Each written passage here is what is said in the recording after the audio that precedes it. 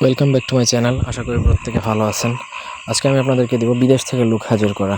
কোনো লোককে যদি আপনাকে বিদেশ থেকে হাজির করতে হয় তাহলে আপনি এটা প্রয়োগ করতে পারেন।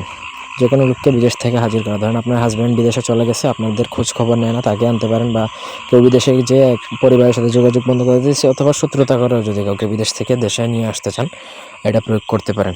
এটা প্রয়োগের ফলে সে বিদেশ থেকে চলে আসবে 21 থেকে 41 দিনের মধ্যে এই কাজটা হয় পুরো প্রসেসে।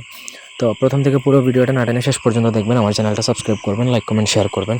আপনাদের ব্যক্তিগত যে কোনো প্রয়োজন কিংবা যে কোনো কাজ যদি আমাদেরকে দিয়ে করাতে চান, সেক্ষেত্রে স্ক্রিনে দেওয়া নাম্বার আছে, সরাসরি ফোনে, হোয়াটসঅ্যাপে কিংবা ইমেতে যোগাযোগ করে যে কোনো কাজ করাতে পারবেন, দেশে কিংবা দেশের বাইরে থেকে।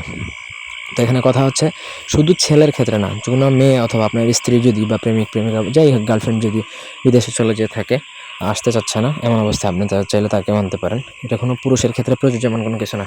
নকশাটা আপনাকে লিখতে হবে ভোজপাতার মধ্যে অরিজিনাল কামসিঁদুর দ্বারা।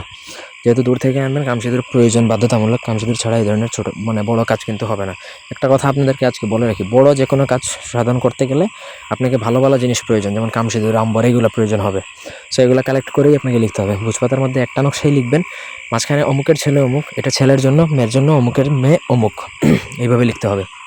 মেয়ের জন্য মায়ের নাম লাগবে, ছেলের জন্য পিতার নাম লাগবে।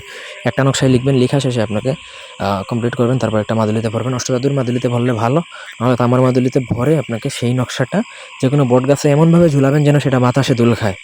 বাতাসে দুল খেলে তার মধ্যে এমন একটা অস্থিরতা সৃষ্টি হবে যে সে দেশে না আসে পারবে না, এবং তার গায়ে এমন একটা চালান লাগবে বা এমন দেওয়া চালান হবে যেটার ফলে সে কিন্তু বিদেশে থাকতে পারবে না, দেশে সে আসতেই হবে। কোনো অঝা কবিরাজি কোনো কিছু করেই কিন্তু কোনো লাভ হবে না, সে দেশে আসবেই আসবে, এতটুকু নিশ্চিত। অন্যভাবে এটা প্রয়োগ করবেন না। এই ছিল আজকের ভিডিও। ধন্যবাদ সবাইকে আমাদের সাথে থাকার জন্য। আল্লাহ হাফিজ।